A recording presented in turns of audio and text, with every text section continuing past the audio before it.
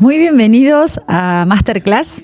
Hoy vamos a hablar sobre burbujas y vamos a tener una invitada especial, Andrea Núñez, Brand Ambassador de Bodega Catena.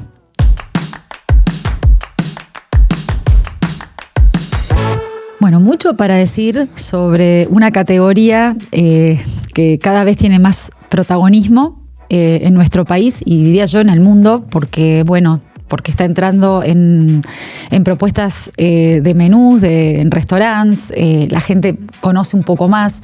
Salió ya de la estacionalidad de fiestas de fin de año, aniversarios, celebraciones y demás, para empezar a ubicarla en cualquier momento, cuando tenemos ganas, cuando Napoleón decía, merecido en la victoria, necesaria en la derrota.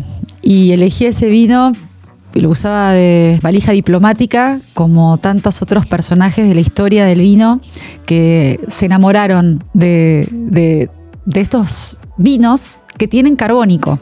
Así que vamos a empezar a decir por qué tienen carbónico, cómo se hace un vino espumoso. Entonces, para ir un poquito a la elaboración y explicar, dar alguito de teoría, se parte de uno o varios vinos, porque acá gran parte de la magia es la cantidad de vinos base que se llaman, que son los vinos que integran ese primer vino que después pasa a una segunda fermentación, que puede ser en tanque o en botella. Ahí hablamos de métodos. Método tradicional, que es el de segunda fermentación en botella, es donde justamente se agrega en las botellas algo que se llama licor de tiraje, que consiste en azúcar y levaduras. Esto genera, aparte de un poquito más de alcohol, desprendimiento de gas carbónico.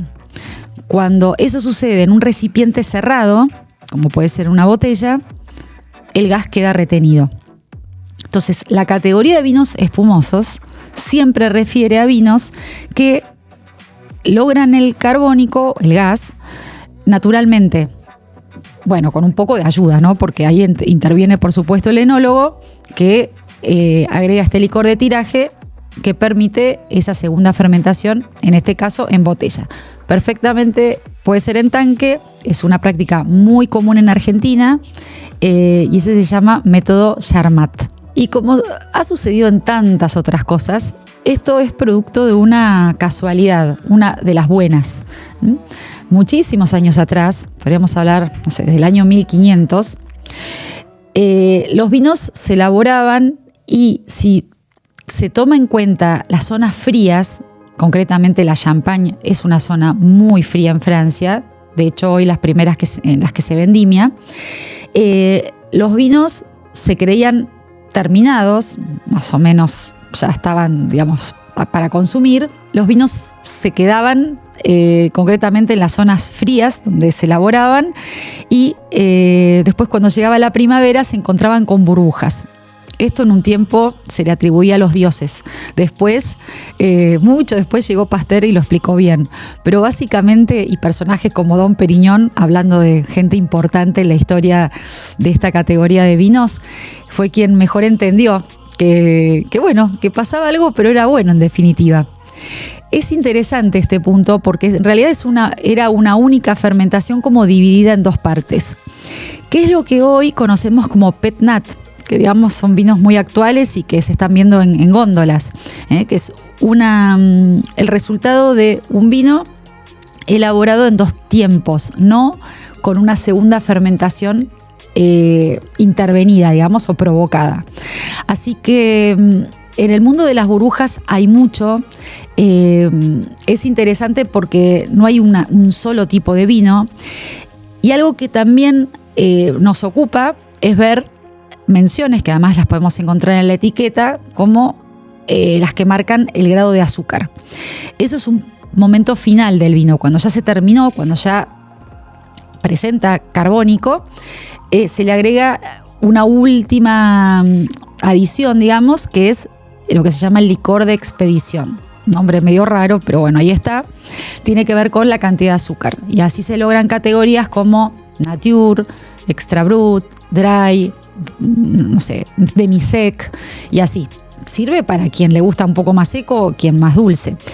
Y para elegirlos también después con un producto, ¿no? Con una preparación. Yo voy a empezar con los más secos y voy a terminar con los más dulces. De repente un demisec me queda bien para un final de comida o para beber solo. Mientras que los más secos me sirven para un principio de comida.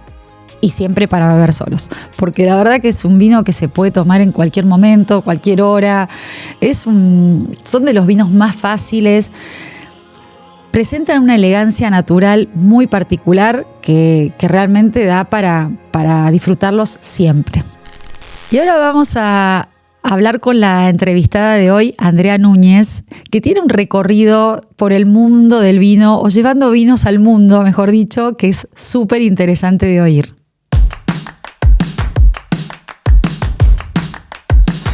Hola André, bueno, Andrea Núñez, un placer enorme tenerte acá y charlar un rato porque, bueno, además te considero una súper amiga, una tremenda profesional y llevas el vino como embajadora de marca de Bodega Catena.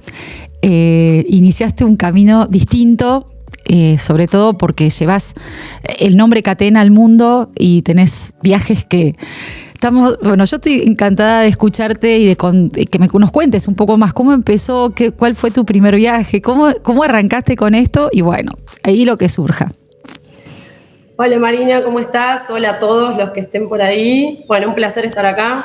Es hermoso poder contar las experiencias y es hermoso como uno fue, por lo menos mi experiencia, como fui cayendo en el mundo del vino, que fue de casualidad, porque fue... en el año 2002, 2003, cuando recién empezaba a haber algunos sommeliers en la Argentina y como no había tantos, bueno, nos capacitaban algunas personas y trabajábamos vendiendo vino o hablando de vino. Después hice la carrera de sommelier, soy del riñón de la Escuela Argentina de Sommelier y me fui formando en lo que tiene que ver con el vino mucho más profesionalmente. ¿Cómo empiezo a viajar en Catena Zapata? Bueno, un poco también es por casualidad, no por casualidad, pero la historia es que yo arranco a trabajar en Catena Zapata de la mano de Arnaldo Gómez, que es el director comercial de la bodega. Él me contrata como fuerza de ventas, en el equipo de ventas, el equipo comercial, en una zona difícil, que es zona oeste, que es una zona difícil para una mujer, sobre todo hace 10, 11 años atrás, donde no había GPS y todos los smartphones y todas esas cosas que te hacen ubicar a dónde estás en el planeta. Solo había el GPS del auto y nada, y manejate. Y ahí arréglate, sí. Arreglate. Y empezar a conocer una cartera de clientes y a conocer la zona. Yo soy del interior, soy de Rosario, generalmente nunca había pasado la General Paz, así que es como... ¡Ay, qué lindo! Empezar fuerte, empezaste con todo. Fuerte. Arnaldo Gómez me dice, ¿te animás? Le digo, sí, y arrancamos. La zona fue muy bien, la venta fue muy bien, y a los 2 años, Laura Catena como yo ya estaba formada como sommelier y en la licenciatura de comunicación social, me dice, bueno, Andrea, necesitamos gente que viaje. ¿Querés viajar? ¿Viajar a dónde? Al mundo, al exterior. Obvio. Sí, ya. Ya. Entonces me dijo, bueno, ¿te animás a viajar? Entonces, bueno, ahí fue el cambio de puesto a embajadora de marca. Un embajador de marca es como algo muy global y no es lo mismo en todas las bodegas o en todas las corporaciones. La nuestra es una bodega familiar y hacemos todos un poco de todo. Eso es algo bastante de las empresas familiares. Entonces yo estoy en la parte de marketing, en la parte de comunicación, prensa, relaciones públicas, turismo, sommeliería y comunicar el vino al mundo. Y entonces rescato esto porque, viste, Catena a la vez, tremenda bodega y no pensás en la familia Catena, y está buenísimo que lo traigas. Exacto, finalmente no es una corporación, es una familia y es una bodega familiar y como todas familias, bueno, Laura opina una cosa, el doctor Catena, Adriana, bueno, también aparece Vigil opinando otras cosas y tal, y todos también, la verdad es que nos dan bastante lugar a todos a hacer... A veces antes del lanzamiento de un vino estoy yo probando un vino con el doctor Catena, lo cual es como majestuoso, es un hombre ¿qué te parece? Icónico en el mundo del vino, muy respetado y para mí, bueno, siempre es como un placer. Pero lo otro que me pregunta Laura Catena antes de viajar es, bueno, ok, pero ¿sabés hacer otra cosa aparte de hablar de vinos?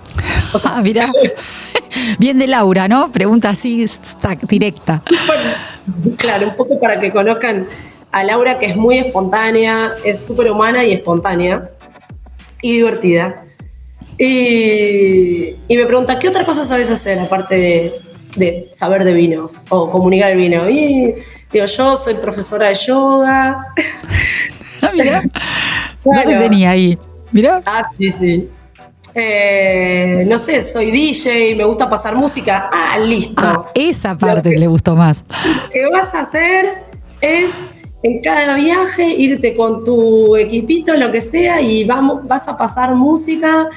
¿Te gusta? Sí, me encanta. Entonces, un poco de ahí surge la idea, como que te recuerden por otra cosa, porque en el mundo es muy difícil vender vino, porque hay mucho vino.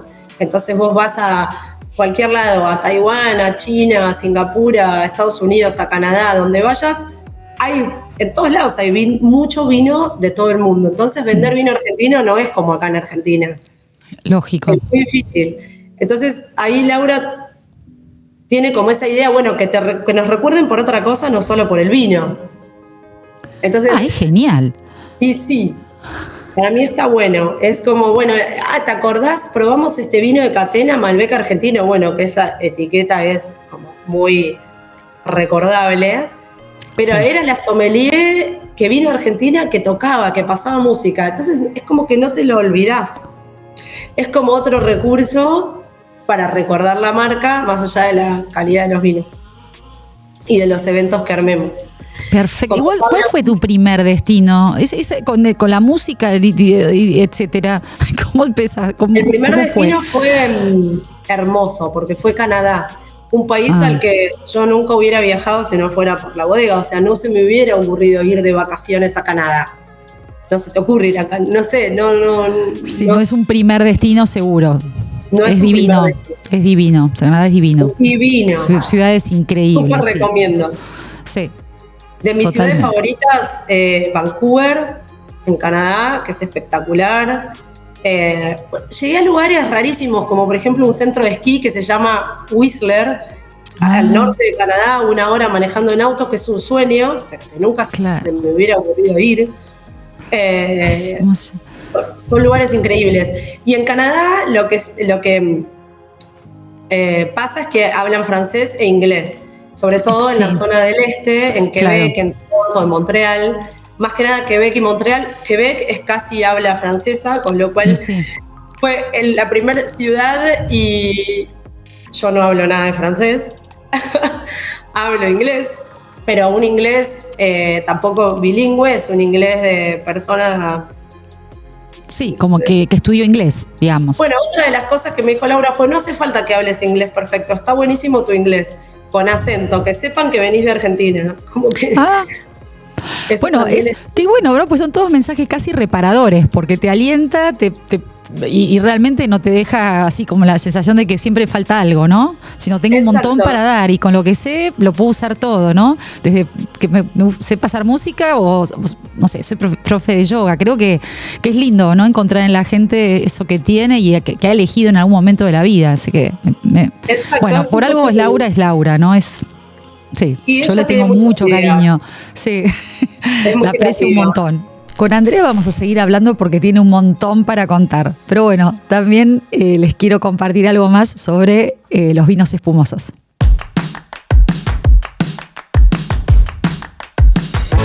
Hay 1000 temas para seguir hablando de vinos espumosos, pero uno interesante es lugares en los que donde esta categoría se destaca todavía, ¿no? Después de tanto tiempo. Como líder indiscutido, el champagne como región, la Champagne, como lugar de origen en Francia. Ahí se elabora únicamente método tradicional, o sea, una segunda fermentación en botella. Fueron un poco los precursores y los que hicieron que el mundo también tomara ese nombre, ¿no? Como champañas o bueno, de otras formas, pero que hacían alusión a ese lugar en el mundo.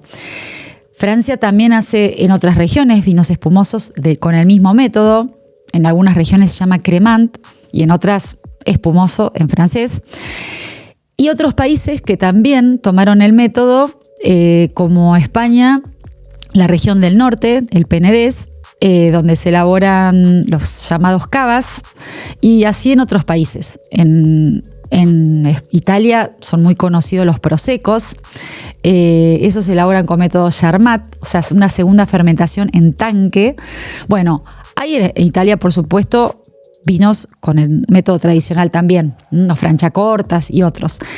O sea, es que es como que cada país fue eligiendo también lugares para destacar un método o elegirlo y así ofrecer estilos, porque acá también es importante decir que tiene que ver con las crianzas, el tiempo de estos vinos que pasan con las levaduras, y eso es lo que les da parte del carácter, de esas notas especiales que tienen los vinos espumosos, que bueno, que huelen un poco a veces a pan tostado, a brioche, a frutas secas, y eso en gran parte tiene que ver con el método y el tiempo de contacto, que llamamos en esta categoría crianza.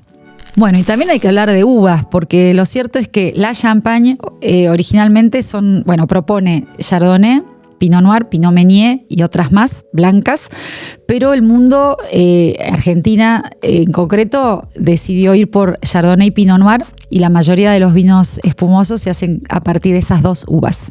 Yo puedo elegir los dos y me pueden encantar los dos, y los voy a elegir más bien el momento de la comida o por qué los quiero beber, pero no necesariamente se ubica uno por arriba del otro. A veces el que se llama Charmat, que es el de segunda fermentación en tanque, tiene una crianza larga también. Eso se llaman Charmat lungos. En fin, hay mucho más para decir, pero lo interesante es que haya, propuestas, que hayan etiquetas y que nosotros podamos también disfrutarlos, ¿no? Y conocerlos mejor. Así que bien por las bodegas que cada vez hacen más vinos, que ya no los tienen que vender a fin de año, porque la verdad es que se beben todo el año. Así que bien por las bodegas, bien por los consumidores que se animan y bueno, sí, disfrutando de las burbujas. ¿Qué tal Asia? Porque ese es otro mercado, otro universo, no te puedo decir otros países, ¿no? Ahí es como otra forma. Supongo que tendrás mil cuentos, pero bueno. Es como, llegás a otro mundo que no es el mismo que conocemos, es muy loco. Realmente cuando te vas del país, lo que está buenísimo es encontrarte con personas que te hacen sentir como en casa.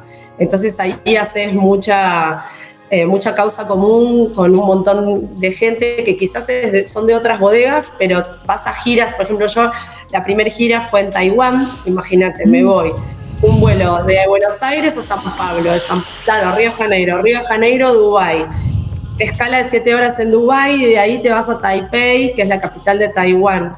Llegas a Taiwán como 2 días después de que te subiste al avión. Dios mío, que además no sabes ni qué hora es ni qué día es, el horario, pero de qué día. No preguntás, claro. Porque ya llega un punto en que no te perdés. Es terrible. Sí, sí. Perdida total. Desembarcás, o sea, bajás en el aeropuerto de Taipei. Me acuerdo que ya me estaban esperando en una cena con toda la gente de todas las bodegas que iban a un festival en Taiwán, que nos recorrimos todo Taiwán de norte a sur. Wow. Taiwán, Taichung y Tainan o algo así, ya ni me acuerdo de las ciudades. Y llegué eso fue muy loco porque con mi valija llegué al aeropuerto directamente, un taxi o un Uber no, porque ya no hay, un remis o taxi, llamémosle, derecho a un restaurante estrella Michelin, que en realidad cuando llego digo, y un poco para que entendamos el concepto también estrella Michelin, porque era una puertita chiquitita así, en Taipei, donde te metías como en una carnicería, unos azulejos, te iban llevando no sé qué, y al final un salón donde se hacían los mejores dumplings del mundo. Wow. O sea, bueno, producto a morir aparte, un producto bárbaro allá, o sea, debes tener de todo. Tremendo. Y eran salados y de postre también, y venían en las vaporeras y nos comimos entre 20 personas, como 50, 60 vaporeras de esos productos. ¡Qué bueno! Pero vos te imaginás, un restaurante estrella Michelin tiene que ser un mega lugar muy elegante. No, este era lo que premia Michelin, y como lo entendimos ahora que Michelin está en la Argentina, es el producto. Exacto. Es la comida, la relación del chef con ese producto, y ahí un poco entendí el concepto y era espectacular. Ahí conocí gente de otras bodegas, de las cuales hoy soy amiga, porque ahí no es solo ir a comunicar catena, sino que ya comunicás el vino argentino y generas como una cuestión de hermandad con las personas de las otras bodegas. Y en China, imagínate, esto fue el primer viaje a Taiwán, fue en el 2017. Hay mucho vino, la gente de China consume, en China, esto no era China, perdón, era Taiwán, pero la gente de Asia y de esa zona consume mucho vino. Bueno, ahí quería llegar también. ¿Cómo encuentran el vino argentino en concreto? Porque me imagino que encima, o sea, vos decís mucho, pero relación por persona por año, o sea, la tasa es baja, o sea, los litros son pocos, pero sí un sector seguramente está concentrado el mayor consumo, y ahí hay mucha diversidad, le llega de todo, le llega poco. Argentina, ¿cómo se percibe nuestros vinos? Llegan cosas de Argentina, no llega... A ver, llegan cosas de calidad también, de muy alta calidad, pero lo que más llega son vinos más entry level, mucho vino. Llega vino argentino. Mirá. Mucho vino a China, pero se consume mucho vino de todo el mundo. Yo hablo de China, pero también pienso en Japón, en Taiwán, en Corea. Esos mercados, ¿no? ¿Hay un comportamiento que es comparable entre ellos? ¿Cómo? Perdón. En cuanto a consumo, hay un comportamiento que se repite. Vos ves como que hay un hilo conductor en que eligen, o sea, países, aunque sean, o sea, entre Japón y China hay dos mundos también, ¿no? Pero bueno, ¿dirías que hay algo en común? Todos van mucho por la muy alta calidad. De hecho, nosotros no exportamos el vino Estiva Reservada, que es nuestro vino más top. Lo vendemos solamente en Argentina y en una parte de China. Solamente, no va a Estados Unidos, no va a Canadá, no va a Europa, no va. Bien. Entonces, ellos les gusta consumir vino muy caro, pero también tenés una población muy gigante que consumen vino muy de todos los días, muy de batalla, claro. Vino más simples. Bueno, ahí ya estás contestando un poco qué es entry level, ¿no? Pensando en que por ahí gente no sabe qué es entry level, sería ahí vas, y eso es lo que está pasando, eso es lo que vos ves que se repite como hábito de consumo. Entonces, vinos más sencillos que por ahí para una gastronomía que es más también acorde a lo que ellos comen, ¿no? A diario. Claro. Que es más sencilla. Sí, pero les encanta tomarse un Cabernet Sauvignon, un blend de Bordeaux. Les encanta el vino australiano, les llega mucho vino australiano también. Por más que la comida, yo comería esa comida más con blancos o vinos más frescos, de mayor acidez y tal. No. Mirá. Les encanta el vino con cuerpo. Yo hubiera dicho, ¿ves? Hubiera pensado que iba más que por qué consumen. Bueno, ¿qué consumen esos países? Decís té. Entonces, té, ¿qué es más parecido al té y el vino blanco? Más que un Cabernet o un vino de Australia. Mirá vos, curioso. Con los vinos de mucho cuerpo enloquecen, sobre todo los bordoleses enloquecen, y con los vinos nuestros, por ejemplo, con el Nicolás Catena Zapata, Malbec argentino, estos vinos que tienen como mucho cuerpo y mucho todo, ¿no? Mucho tanino, mucha estructura, también enloquecen con eso. Qué genial. También allá se consume mucho cerdo, ese tipo de carnes, con preparaciones con bastante intensidad. Y entonces el tanino de todos esos vinos y la estructura de todos esos vinos también acompaña bastante. Qué genial. ¿Qué es lo que más te gustó hacer? Y con esto, a ver si me puedes decir, bueno, a ver, esto fue como lo más de lo más, y ya ahí vamos terminando, pero me gustaría quedarme con esto de... Fue tremendo, esto fue una experiencia inolvidable para mí, especial. hay un montón, es como que no te puedo elegir una, porque primero lo que más me alucina es conocer lugares que jamás hubiera ido, como por ejemplo Nova Scotia. La capital de Nova Scotia es una isla al este de Canadá, es canadiense, la capital es Halifax. Sí. Delirio, como que es alucinante. Qué bárbaro. Cómo vive la gente ahí, las construcciones, lugares que impensable haber ido. Pero, por ejemplo, una de las experiencias más interesantes también, y cómo hay argentinos por el mundo, fue Singapur. Singapur es un país y ciudad así. Sí, todo pasa en Singapur, básicamente. Es tan cosmopolita, pero jamás me hubiera imaginado que iba a estar en Singapur. Y ahí estuve una semana, fueron 7 días, y en el primer evento que hago en Singapur conozco un montón de argentinos, porque obvio, se enteran que hay un evento con Catena Zapata, van todos los argentinos, y más allá de la gente del mundo que va también, porque Singapur nuclea gente de todo el mundo, es un lugar como medio también extraterrestre. Es súper cosmopolita Singapur al final, sí. Y ahí me dicen unas argentinas, nosotros tenemos un WhatsApp de 75 mujeres argentinas, así que te pido por favor que te sumes al WhatsApp de las 70. Y ahí me sumaron, y en esa semana, en los momentos libres o en lo que podíamos, me encontraba y hablaba con las mujeres. Bueno, te llevamos acá, te llevamos allá. Buenísimo, te re divertiste en Singapur.